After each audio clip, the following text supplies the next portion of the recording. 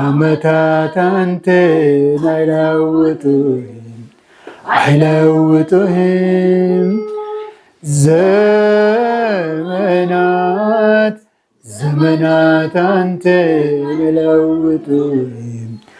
አይለውጡህም ጥንትም ያለህ ዛሬ ለዘላለም ጅልድ ደምቀህ አሸብርቀህ የአብርሃም አምላክ ዛሬ አላረጀም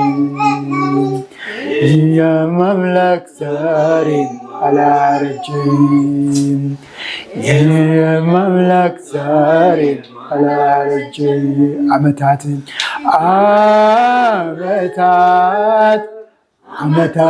አንተ አይለውጡህም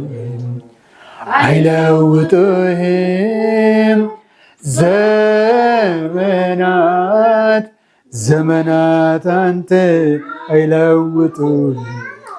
አይለውጡህም ጥንትም ያለህ ዛሬ ለዘላለም አምረህ ደምቀህ አሸብርቀህ የአብርሃም አምላክ ዛሬ አላረጀም የእኛም አምላክ ዛሬ አላረጀም የያዕቆብ አምላክ ዛሬ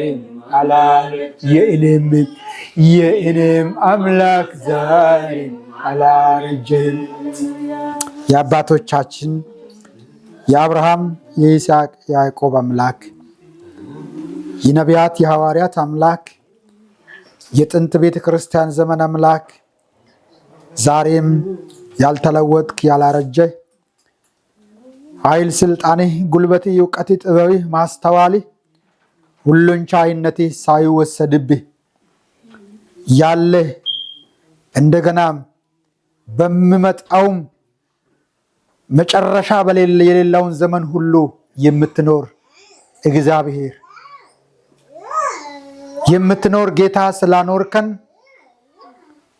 ሕያው አምላክ ሕያዋን አድርገህ ስላስቀመጥከን ዛሬም በፊትህ እንድንሆን እድል ስላገኘን ደስታ ተሞልተን ጤናን ተሞልተን ሰላምን ተሞልተን የሰላምን አየር እየተነፈስን መልካምን ነገሮች ሁሉ ጌታ ሆይ ለነፍሳችንና ለስጋችን ካንተ ዘንድ እየተካፈልን እየተቀበልን አርፈን እግሬ ስር እንድንሆን እድል ስለተሰጣን አባቶች ስምህ ይባረክ መልካም ስላደረክልን ተመስገን ቸርነትህና ምህረትህ ስለበዛልን ተመስገን የማዳንህ ጉልበት ስለበዛልን ስለተዘረጋልን ተመስገን ያኖረን ያንተ ምህረት ነው ያኖረን ያንተ ቸርነት ነው ያኖረን ያንተ የዘላለም ፍቅርህ ነው እግዚአብሔር ስምህ ይባረክ እናመሰግንሃለን ስለ ፍቅርህ ተመስገን እስኪ ቆመን ቅድም ቤተክርስቲያን የዘመርነው መዝሙር እንዘምራለን ልጆችም ይችላሉ መሰለኝ ይሄንን ሃሌሉያ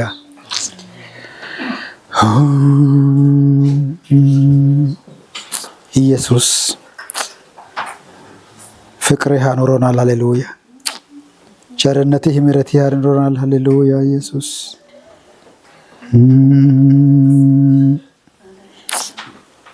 ኢየሱስ አስደናቂ ነው የጌታ ፍቅሩ አስደናቂ ነው የጌታ ፍቅሩ አስደናቂ ነው የጌታ ፍቅሩ የጌታ ፍቅሩ አስደናቂ ነው የጌታ ፍቅሩ አስደናቂ ነው የጌታ ፍቅሩ አስደናቂ ነው የጌታ ፍቅር በጣም ከፍ ያለ ልደርስበት የማልችል በጣም ዝቅ ያለ ሊወርድበት የማልችል በጣም ሰፊ ነው ሊበት የማልችል የጌታ ፍቅር የጌታ ፍቅሩ የጌታ ፍቅሩ አስደናቂ ነው የጌታ ፍቅሩ አስደናቂ ነው የጌታ ፍቅሩ አስደናቂ ነው የጌታ ፍቅር እጅግ ከፍ ያለ ሊደርስበት የማልችል እጅግ ዝቅ ያለ ላመልጥበት የማልችል በጣም ሰፊ ነው ላመልጥበት የማልችል የጌታ ፍቅር የጌታ ፍቅሩ የጌታ ፍቅሩ አስደናቂ ነው የጌታ ፍቅሩ አስደናቂ ነው የጌታ ፍቅሩ አስደናቂ ነው የጌታ ፍቅር በጣም ከፍ ያለ ሊደርስበት በጣም ዝቅ ያለ ሊወርድበት በጣም ሰፊ ነው ላመልጥበት የማልችል የጌታ ፍቅር one more time የጌታ ፍቅሩ አስደናቂ ነው የጌታ ፍቅሩ አስደናቂ ነው የጌታ ፍቅሩ አስደናቂ ነው የጌታ ፍቅር በጣም ከፍ ያለ ሊደርስበት በጣም ዝቅ ያለ ሊወርድበት የማልችል በጣም ሰፊ ነው ላመልጥበት የማልችል የጌታ ፍቅር ሃሌሉያ ሃሌሉያ ሃሌሉያ ሃሌሉያ አባቶች ስለ ፍቅር ተመስገን አባቶች ስለ ፍቅር ተመስገን unconditional love unreasonable love eternal love ሃሌሉያ ክብር ለአንተ ይሁን ክብር ለአንተ ይሁን እንዲሁ የወደድከን ጌታ ተመስገን አንተ ዋጋ ከፍለህ እኛን ነፃ አውጥተህ ነፃ ኑሮን እንድንኖር በዛ በዘላለም ፍቅርህ ወደ ራስህ የሳብከን በዘላለም ፍቅርህ የራስህ ያደረከን በዘላለም ፍቅርህ ገንዘቤ ያደረከን እግዚአብሔር ለዘላለም ተባረክ አሜን አንተ ዋጋ ከፍለህ ሁለት ጊዜ ዋጋ ከፍለህ የራስህ ገንዘብ አደረከን የራስህ ርስት ልጆች አደረከን የዘላለም ሕይወት ልጆች አደረከን የባላንጣን ስራና ሴራ አፍርሰህ የክፉን የሞትን መልአክ ስራና ሴራ አፍርሰህ እኛን የሕይወትና የዘላለም ልጆች አደረከን ክብር ለአንተ ይሁን አሜን ተመስገን አሜን ያ ፍቅርህ ዛሬም በሕይወት በፊት አኑሮን እና መልክህ ዘንድ እና ከብሬ ዘንድ ፊት እንድንገኝ ዘንድ ረዳናል ስምህ ይባረክ አሜን ያ ፍቅርህ ይህንን ቤት አባዝቷል ስምህ ይባረክ አሜን ይህን ቤት አለምልሟል ስምህ ይባረክ አሜን ይህን ለዚህ ቤት ያ ፍቅርህ መልካም አድርጓል ስምህ ይባረክ አሜን ጌታ ሆይ አንድ ብቻውን በነበረ ጊዜ እሱን ቆረጥሁት ይላል አብርሃም ብቻውን በነበረ ጊዜ ብቻውን የነበረውን ጠራህ እሱን አባዛው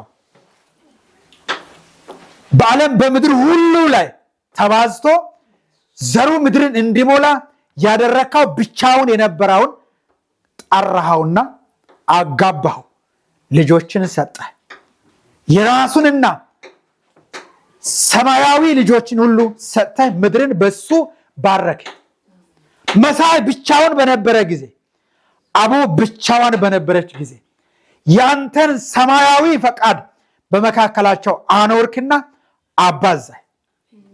ስምህ ይባረክ። አባትና እናት የመባልን መብትና ስልጣን እግዚአብሔር ካንተ ዘንድ ሰጠ። ወላጅ የመባልን መብትም ስልጣንም ሁሉ ሰጠ። ልጆች የሚባለውን የከበረ ታላቅ ስጦታን በብር በወርቅ በከበረ ነገር መለወጥ መግዛት የማይችሉትን ብዙዎችን ልጆች በእነሱ ማኅፀን በጉልበታቸው አፈራ። እግዚአብሔር ስምህ ይባረክ። ጌታ ሆይ እየወለዱ ለወለዱት ይሄ ያህል ዓመት ኖሯል እያሉ በርዝዴን እያከበሩ አንተን እያመሰገኑ እግዚአብሔር በፊት እንዲመላለሱ ይህ ካንተ ነው። ስምህ ይባረክ። ካንተ ነው፣ ከምድር አይደለም።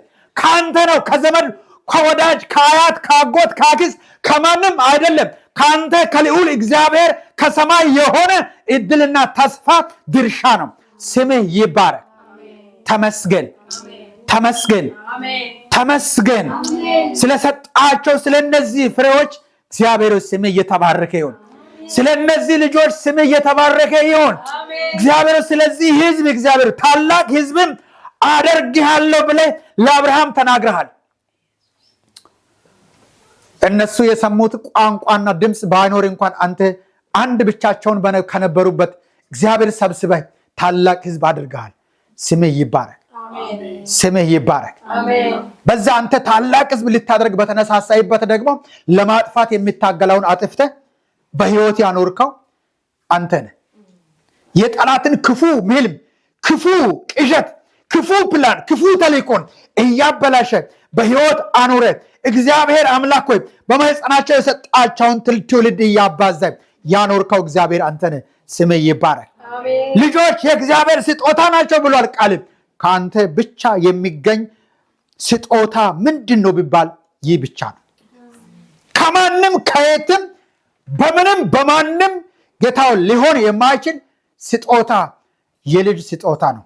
ስለ እነዚህ ስጦታዎች ስምህ ይባረክ። አሜን። ዛሬ 2ኛ ዓመቷን ስለምታከብረው ስለ ዳጊ እግዚአብሔር ስምህ ይባረክ። አሜን። ስምህ ይባረክ። አሜን። ስምህ ይባረክ። አሜን። ጌታ ሆይ መልካም አድርገህ ዛሬ ጌታ ሆይ በርዝዴ ተብሎ ዓመት ተቆጥሯል ተብሎ ዓመቱ በድል ተሻግሯል፣ ሌላ አዲስ ዓመት ትቀበል ተብሎ አንተን ማመስገን ማክበር መቻል ካንተ ነው።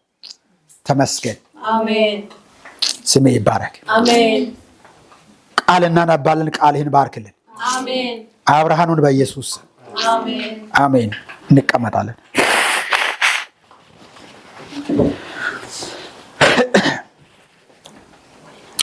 ልጆች የእግዚአብሔር ስጦታ ናቸው። ክብር ለጌታ ይሁን። ሁሉ ጊዜም በእንዲህ አይነት ቦታ ይሄ ይባላል። መባሉ ዝም ብሎ አይደለም፣ ስለሆነም ነው። ምንም የልጅ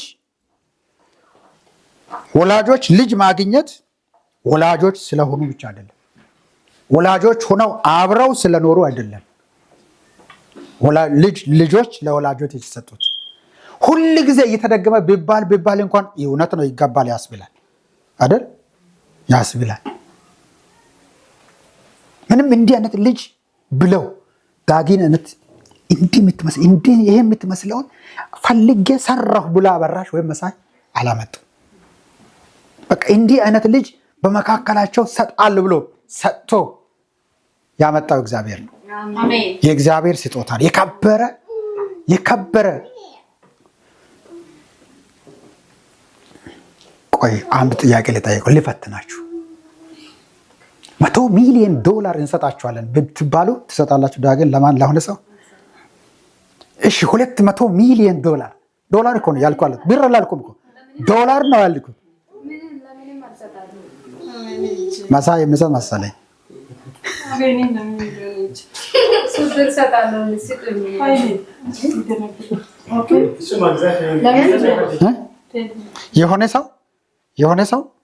የሆነ ሰው ለአንተ $100 ሚሊዮን ሰጥሃለሁ እያለ ነው። ማሚን ትሄዳለህ ወደሱ? $100 ሚሊዮን እኮ ነው። ትበልጣለች።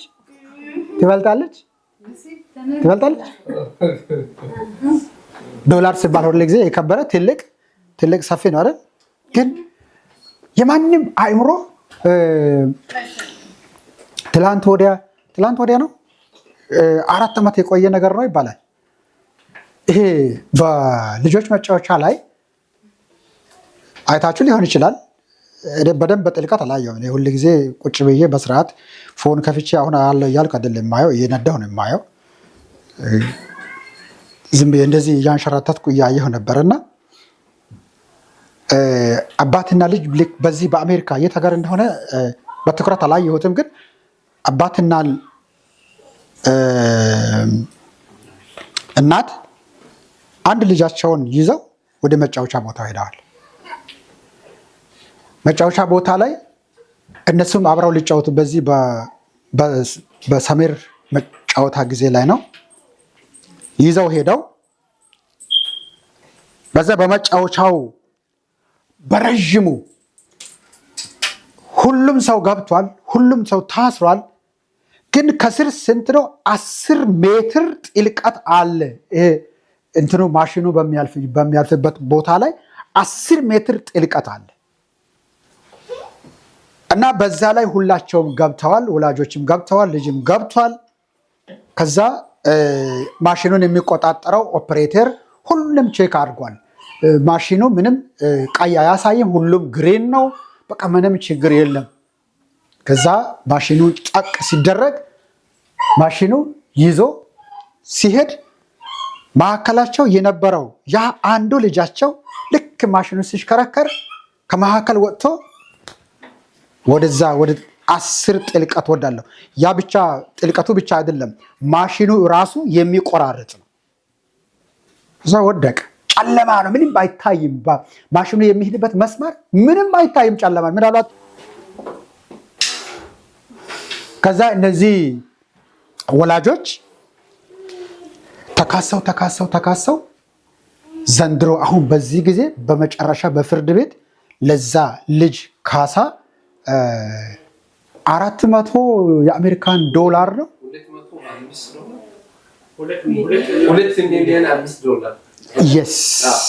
2 ሚሊዮን እንደዛ ካሳ። ሁላችሁም ነካክታችሁታል። እሺ፣ እኔ ግን እዛ ጋ ያንን እያየው ያሰብኩት ነገር ምንድን ነው? አሁን ለልጃች ልጅ ካሳ ይሆንላቸዋል፣ ደስታን ይሰጣቸዋል። የልጅ ቦታ ተቀምጠዋል። አይሰጥም። አይደለም 205 ሚሊዮን ዶላር ቀርቶ አሜሪካ ራሱ ቢሰጥ አይሆንም። አሜሪካ ራሱ ለምን አይሰጥም? አይሆንም። ልጅን አይሆንም።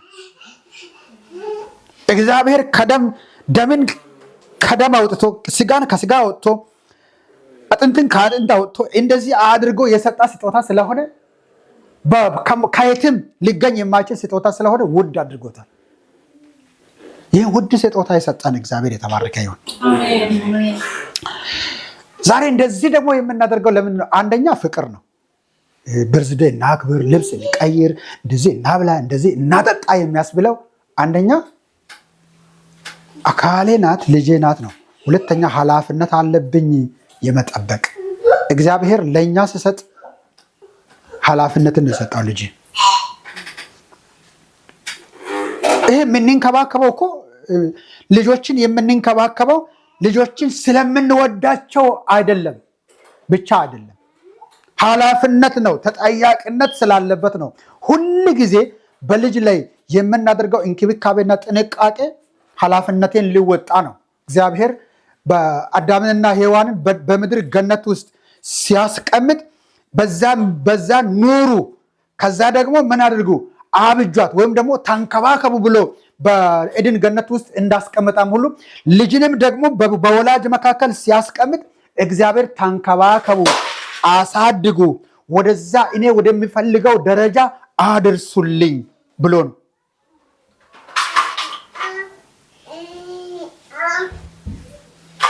እኛ የራሳችን ኃላፊነት ስንወጣ ደግሞ አሳዳጊው ማን ነው? እግዚአብሔር ነው። እኛ አሳዳጊዎች አይደለም። ኃላፊነታችንን በመወጣት አስፈላጊውን ነገር በማቅረብ ተንከባካቢዎችና ጠባቂዎች ብቻ ነን። አሳዳጊው ግን እግዚአብሔር ነው።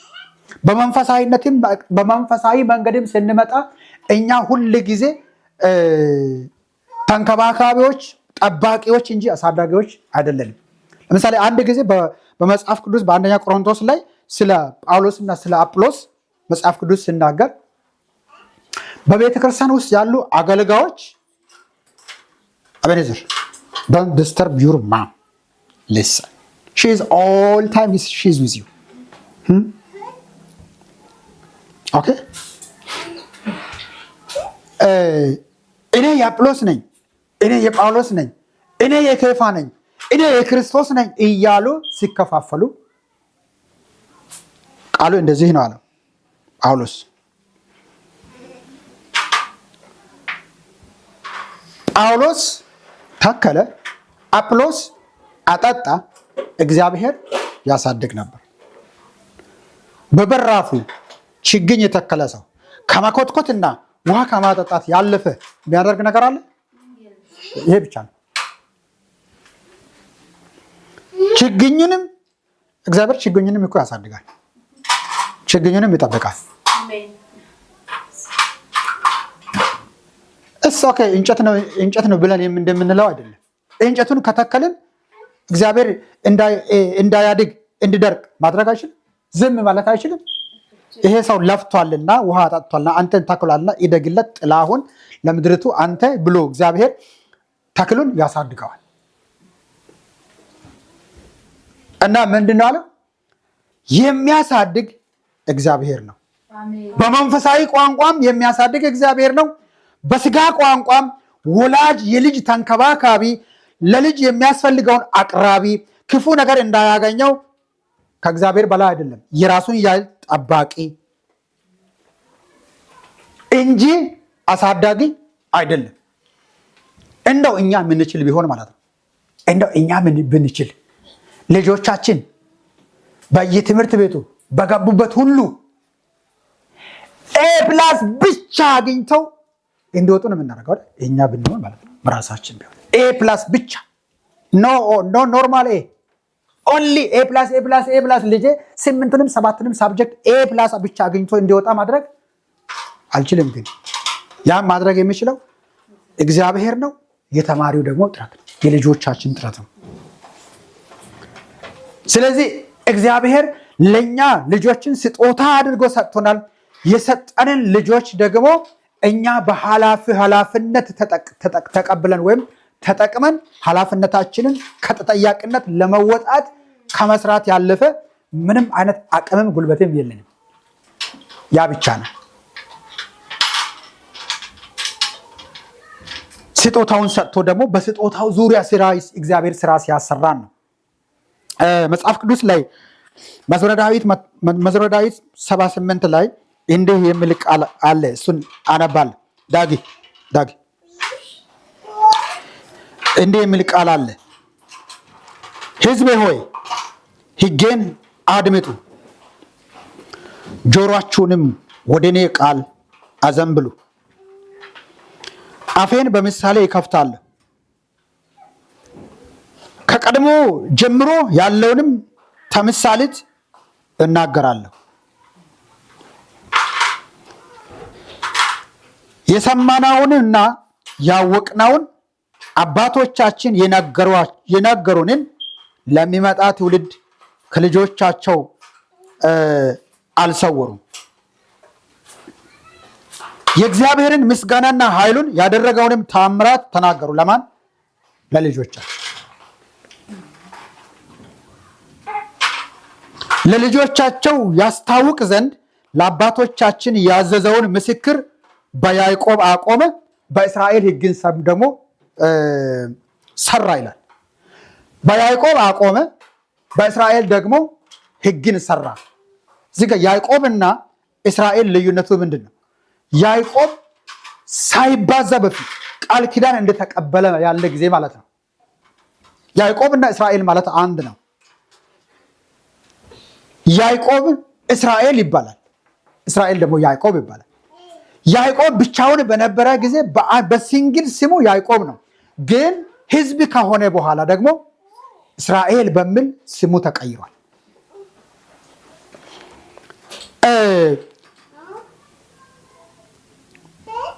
ለእርሱ ለአባቶቻችን ያዘዘውን ምስክር በያዕቆብ አቆመና አሁን ደግሞ በእስራኤል በሆነ ወይም ሕዝብ በሆነ ጊዜ ደግሞ አዲስ ሕግን ሰራ።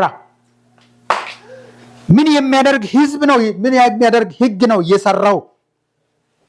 ምን የሚያደርግ ሕግ መሰላችሁ የሰራው?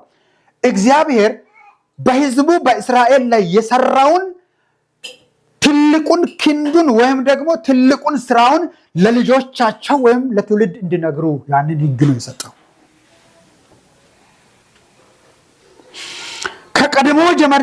ከቀድሞ ጀምሮ ያለውን ተምሳሌት እናገራለሁ። በአባቶች ዘመን የነበረውን ያኔ የነበረውን እግዚአብሔር ምን እንዳደረገ በአባቶች ሕይወት ወይም ደግሞ በአባቶች ዘመን እግዚአብሔር ምን እንደሰራ እናገራለሁ። የሰማነውና ያወቅነውን አባቶቻችንም የነገሩንን ለሚመጣ ትውልድ ከልጆቻቸው አልሰውሩም ይላል። እዚህ ቤት አንድ ደስ የሚለኝ ነገር አለ። ይሄ ነገር አሁን ከኋላ ካሉትም ጋር ቢቀጥል ታድላቸዋል። አፍ በከፈቱበት ቋንቋ ልጆቻችሁ ቢቀጥሉ ታድላቸዋል። ለምንድን ነው ታድላችኋል እያልኩ ያለሁት? አንድም ነገር የምታውቁትና የሰማችሁትንና እንዲሆኑ የምትፈልጉትን ሁሉን ነገር ለመንገር ለማስረዳት እንድትችሉ ያ እዛ የነበረው ቋንቋ ከነዚህ ባይሰወር ባይሪቅባቸው በጣም ጥሩ ነው። ይሄ መታደል ነው።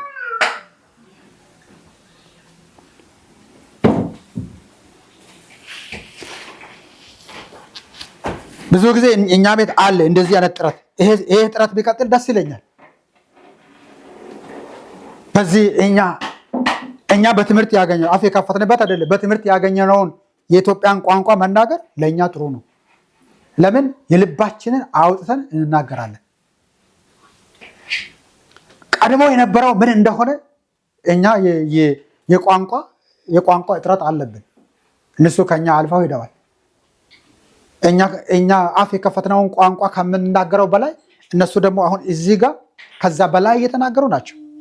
ቅድም እያወራው ነበር። አቤኔዘር የምናገረው የንግግር ፍጥነት ምን አይነት ቃል ካፉ እየወጣ እንደሆነ ይፈልግ ነበር። የምናገረው ንግግር እኮ ቃሉ አይሰማም፣ እየተናገረው ነው። እነሱ እየተግባቡ ናቸው።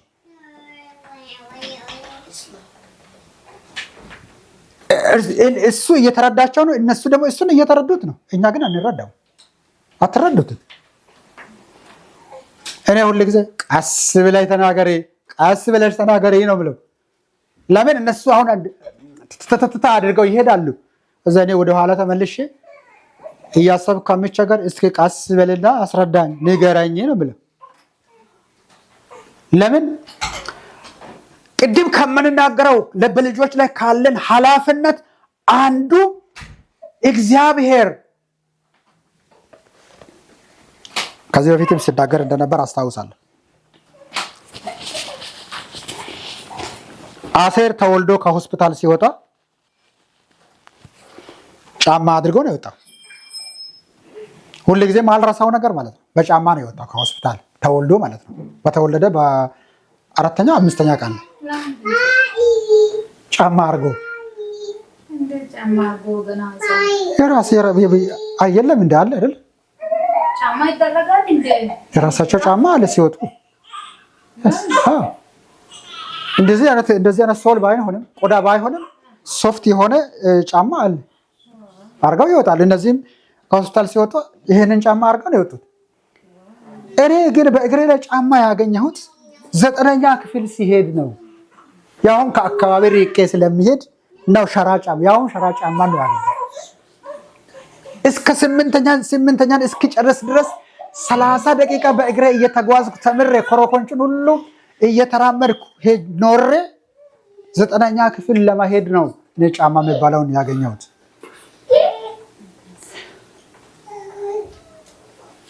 እኔ እውነቱን ብናገር ማለት ነው እውነቱን ብናገር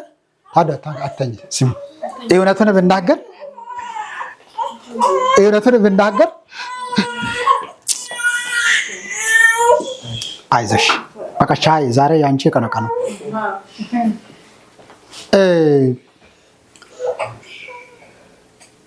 ስፖንጅ ፍራሽ የሚባለውን ያወቁት በትዳር ነው። ስንቶቻችሁ ያንን ላይፍ በራሳችሁ አልፋችሁ እንደን አላውቅም። ከዛ በፊት ሸራ ፍራሽ ነው፣ ከዛ በፊት ጅባ ነው ያደግኩት፣ በዛ ነው። እሺ ወደ ልጆቼ ሲመጣ ደግሞ ተገላብጦሽ ኢቨን በዘጠናዎቹ ሲሰራ ደሞዝተኛ ሆኜ ሲሰራ በአንድ ጫማ አመት ሙሉ የጨረስኩበትን ጊዜ አስታውሳለሁ። በአንድ ጫማ አመት ሙሉ ማለት ነው። ከአንድ ጓደኛዬ ጋር ቆይ ያንተና የኔ ጫማ እንዴት ነው አብሮ ነው ከኛ ጋር የተወለደው የምንባባል ጓደኛ አለ። እሱ እንኳን የመንግስት ሰራተኛ አይደለም፣ እኛ መጽሐፍ ቅዱስ ትምህርት ቤት ነበር ያሳለፍነው። ተገላብጦሽ ነው። ስለዚህ እኔ ምን እያልኩ መሰላችሁ? ለልጆቻችን ዛሬ ያሉበት ቦታ ጥንትም የነበረ እንደብለው እንዳያስቡ እግዚአብሔር እኮ እኛን የእናንተን ወላጆች ከዛ አይነት ላይፍ ነው ወደዚህ አምጥቶ ለእናንተ ደግሞ ይሄን እድልና ይሄን ቦታ የሰጠው ብለን እንድንናገር ነው። እግዚአብሔር እኛን ከእንዲህ አይነት ቦታ ነው ያዳነን። እስራኤልን ያዳነው እግዚአብሔር እኛን ደግሞ አድኖናል። በእኛ ከዳንን ትውልድ እናንተ ደግሞ ተወልዳችኋል ብለን እንድንናገር። የማብላትና የማጠጣት ኃላፊነት ብቻ አይደለም፣ የማልበስ ብቻ ኃላፊነት አይደለም።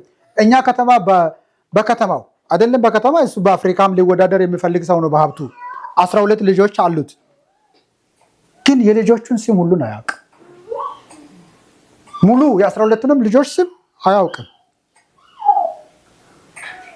በቃ ገንዘቡ ከየትም ለሚስቱ ይሄዳል። እሷ ደግሞ ሻፕ ታደርጋለች። እሷ ሁሉንም ነገር የከብቶችን ነገር የሚበላውን የሚጠጣውን ሁሉ እሷ ትጨርሳለች። እሱ ደግሞ እየሰራ ገንዘብ ያመጣል። ልጆችን እያሳደጉ ነው። ግን ስማቸውን እንኳን አያውቅም። አብሮም ያሳልፍበት ጊዜ እንኳን የለው። የሚመክራቸው ጊዜ እንኳን የለው። የምድርቱ መልካምነት እንጂ ልጆቹ ሁሉም ጥሩ ቦታ አሉ። ግን የምድርቱ መልካምነት አሳድጓቸዋል እንጂ ያ አባት እንደነበረ አብሮ ሳያሳልፍ እንደቆየ ቆይታ ቢሆን አንዱም ትክክለኛ ቦታ አይደርስም። ስለዚህ ለእኛ ምን ደግሞ አለ? እግዚአብሔር የሰጠንን ስጦታ የማብላት፣ የማጠጣት፣ የማልበስ ብቻ ሳይሆን ያንን የእግዚአብሔርን ክንድ የመናገርም የማስተማርም የመምከርም ኃላፊነት ደግሞ አለ። እግዚአብሔር ይርዳን። ይህንን ነው አፌን በምሳሌ ይከፍታለሁ፣ ከቀድሞ ጀምሮ የነበረውን ተምሳሌት እናገራለሁ። የሰማነውንና ያወቅነውን አባቶቻችንም የነገሩንን ለሚመጣ ትውልድ ከልጆቻቸው አልሰወሩም፣ እየነገሩ ነበር። ያንን ነው ዛሬ የተቀበልከውን እግዚአብሔር ለሙሴ ሲናገር ዛሬ የተቀበላችሁትን የሰማችሁትን እግዚአብሔር ከግብፅ ምድር እንዴት እንዳወጣችሁ ከዛ ከባርነት ምድር እግዚአብሔር እንዴት እንዳወጣችሁና እንዳዳናችሁ ለልጆቻችሁ ለልጅ ልጆቻችሁ ለሚመጣው ትውልድ ትናገሩ ዘንድ ይገባችኋል ይላል። ተናገሩ፣ ንገሯቸው። ከግብፅ ወጥተው እነሱ ከግብፅ ወጥተዋል። በምድረ በዳ የተወለደው ትውልድ ፋሪዖን እንዳስጨነቀ በምድረ በዳ እነሱ እንዴት እንደተጠሙ እንዴት እንደተራቡ ጠላቶች እንዴት እንዳስጨነቋቸው አሁን በመንገድ ላይ የተወለደ ትውልድ የሚያውቀው ነገር የለም። ስለዚህ ምን እያላቸው ነው? ልጅ እንድታስተምሩ እንድትናገሩ የትኛው ምኑን እግዚአብሔርን ክንድ ከዛ ያኔ ከባርነት ምድር እንዴት አድርጎ በጠነከረና በበረታ ክንዱ እንዴት እንዳወጣችሁ ንገሯቸው። እግዚአብሔር እንደዚህ አይነት አምላክ እንደሆነ ንገራቸው። ሁሉ ነገር በቃ አሁን ዛሬ እንደማየው ነው ብለው እንዳይኖሩ ማለት ነው። አሁን እኔ የዛሬ ነኝ ይላል። ቅድም የሚለውን ነገር እኔ ለአሴር ስናገር እኔ እኮ እንደዚህ ነው አንተ ግን እንደዚህ ነህ ስል ያ that is you, that is your time, this is my time። እንደዚህ ብቻ እንዳያድጉ ያንን ደግሞ ማሳየት፣ ያንን ደግሞ መናገር፣ የህይወት መንገድ የሚገኝበትን መንገድ መናገር፣ አምልጠው የእግዚአብሔርን ክንድ የሚያዩበትን መንገድ መናገር አለብን። ያ ኃላፊነት ደግሞ አለብን። የሚመጣ ትውልድ የሚወለዱ ልጆችም ያውቁ ዘንድ የሚመጣ ትውልድ የሚወለዱ ልጆችም ያንን ያውቁ ዘንድ ተነስተው ለልጆቻቸው ይናገራሉ ይላል። ለልጆቻቸው ለትውልዳቸው ይናገራሉ ይላል። ስለዚህ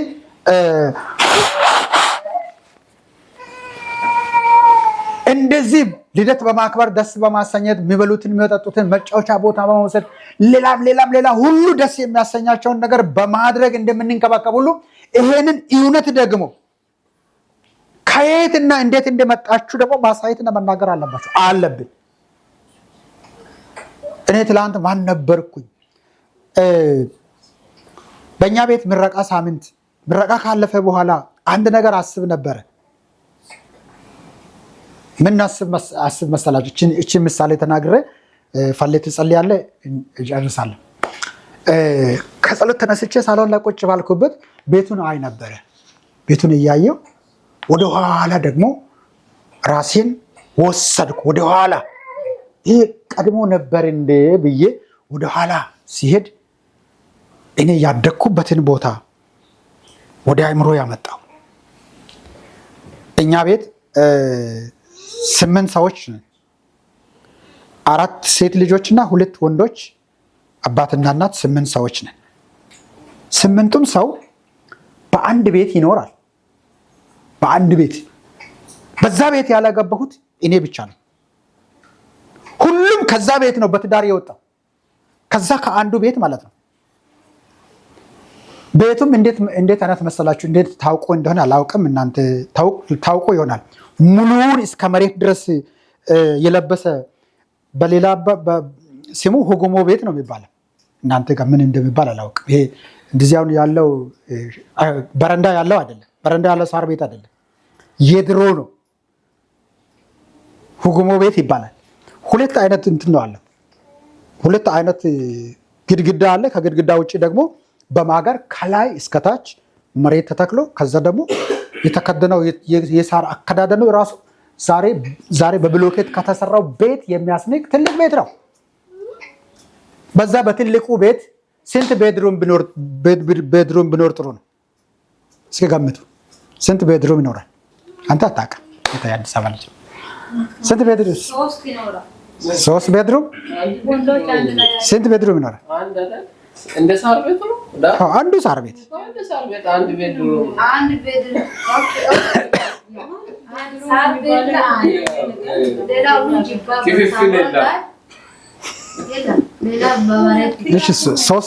ሶስት ሩም ልንገራችሁ። 3 ሩም አለ። በረት፣ ጓዳ፣ ኩሽና እና ሳሎን። በሳሎን አንድ አልጋና ሰው የሚበላበት የሚጠጣበት፣ የውጭ የውስጡ ሁሉም ያሳልፍበት። ጓዳ ደግሞ ወላጆች የሚተኙበት ኩሽና ነው። በቃ ከዛ ውጭ ሌላ ምን አለ? 8ቱም ሰው ያደገው እዛ ቤት። ወደኋላ ሳስበው ይሄ 8 ሰው እንዴት ሆኖ አድጎ ነው እዛው ቤት ተምሮ እዛው ቤት ተጋብቶ ሁሉም ከዛ ቤት ሲወጣ። ከዛ አንድ ወቅት ከትምህርት ቤት ተመልሼ አንድ ወቅት ጸሎት በጣም ፈልጋለሁ። የጸሎት ቦታ የለም። ቤተክርስቲያን በየቀኑ አይከፈትም። ከዛ አንድ ወቅት እንዴት እንደምጸልይ ልንገራችሁ። ሳሎን ላይ ያቺ አንዷ አልጋ አለች፣ ባላያ ጅባ የለበሰች። ከዛ እሷ እዛ ያለች ደግሞ እዚህ ጋር ቡና የሚጠጣል፣ እዚህ ጋር ምሳም ይበላል፣ ከብትም አለ፣ ይበትም አለ፣ ሳሪም አለ፣ ሁሉ ነገር እዚህ ይስተናገዳል። እዚህ ደግሞ አልጋ አለ እና የዘውዴ የጸሎት ስፍራ የት ነው? አልጋው ስር ጅባ ወይም የሆነ ነገር አንጥፌ በሆዴ ተኝቼ በጾም ጸሎት ላይ ይውላል። ሁሉም እዛ ጋር የሚረብሸው ረብሻው ምንም አይሰማም፣ ድምፅ የለም። በሆዴ ተንበርክኬ እየጸለይኩ ይውላለሁ። አንዳንድ ጊዜ ደግሞ እርሻ ውስጥ ይሄዳለሁ።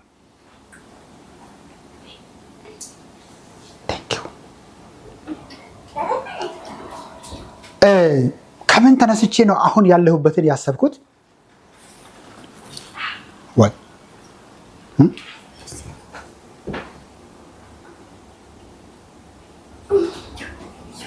ያፍታ ከምን ተነስቼ ነው ያን ያሰብኩት?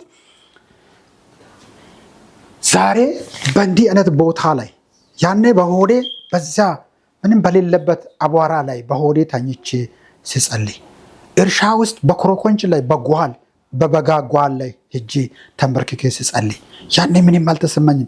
የሆነ የሚሰማው ደስታና ሰላሙ ምለካ አይደለም። ደግሞ ወደ ዛሬ ሳመጣው የእንትና ክፍል ሲባል ደግሞ ለመንበርከክ ለመጸለይ ደግሞ ይሄ ያል ምቾት ግን ጸሎቱ የለም እኮ። ያን ጊዜ በዛ አቧራ ላይ ያን ጊዜ በእርሻ ላይ በጓል ላይ ተንበርክኬ የሚጸለየው ጸሎት ዛሬ በካርፔት ላይ ዛሬ በእንዲህ አይነት ሴፍቲ ላይ መጸለይ አለመቻል እግዚአብሔር ከምን ተነስቶ ነው እግዚአብሔር እንደዚህ ሲያደርግ? አሁን ልጆቻችን እኛ በጥቂቱ እንኳን የወላጆቻችንን አላነሳንም። የኔን ብቻ ነው የኔን ዘመን ነው አነሳሁት አይደል? ልጆቻችን እኛ ከየትና እንዴት እንደመጣን አያውቁም። ነገር ግን ያለን this is my bedroom, this is mine ሲሉ ማወቅ አለባቸው፣ መረዳት አለባቸው። ቀድሞም እንደዚህ አልነበረም ይወቁ ብሎ እኛ ሁልጊዜ እናገራለን። እግዚአብሔር ከየት እንዳነሳን፣ እግዚአብሔር ከየት እንዳመጣን፣ ከየት እንዳወጣን ያንን ማወቅ አለባቸው።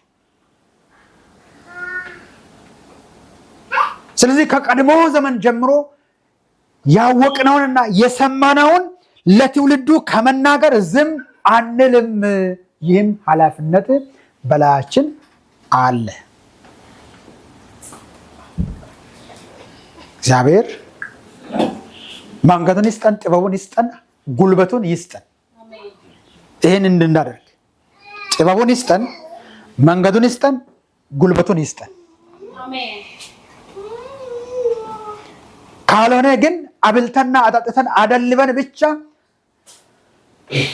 እያልን ከምንኖር እግዚአብሔር በዚያ መንገድ ደግሞ የምናደርጋትን የምንተነፍሳትን ነገር ሁሉ እግዚአብሔር በዋጋ ይቀይርና ለውጥ ያመጣልና፣ ስለዚህ እግዚአብሔር ይርዳን። ፋፊ ጸልይ።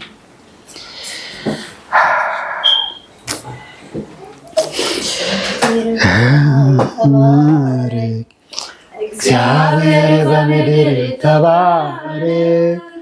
ተባረክ የሚመስል የለም። ከፍ በል ተባረክ። እግዚአብሔር በሰማይ ተባረክ። እግዚአብሔር በምድር ተባረክ የሚመስል የለም። ዙፋን ከፍ በል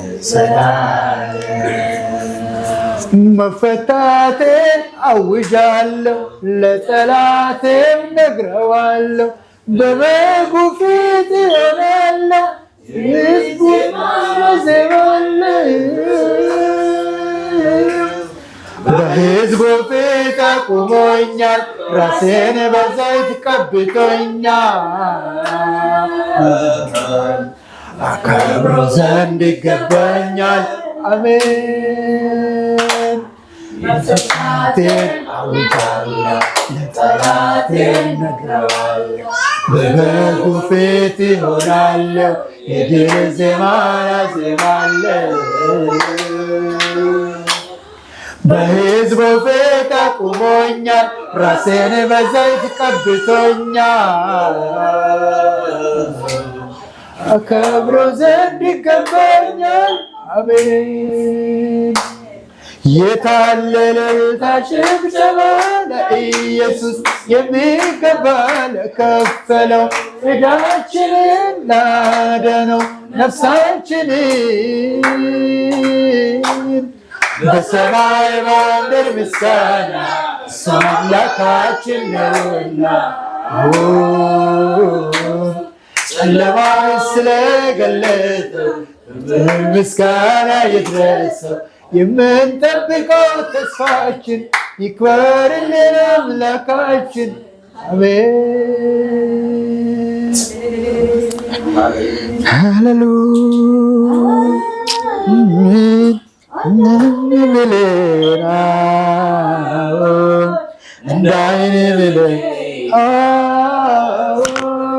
እንዳይን ብለህ ትጠብቀናለህ።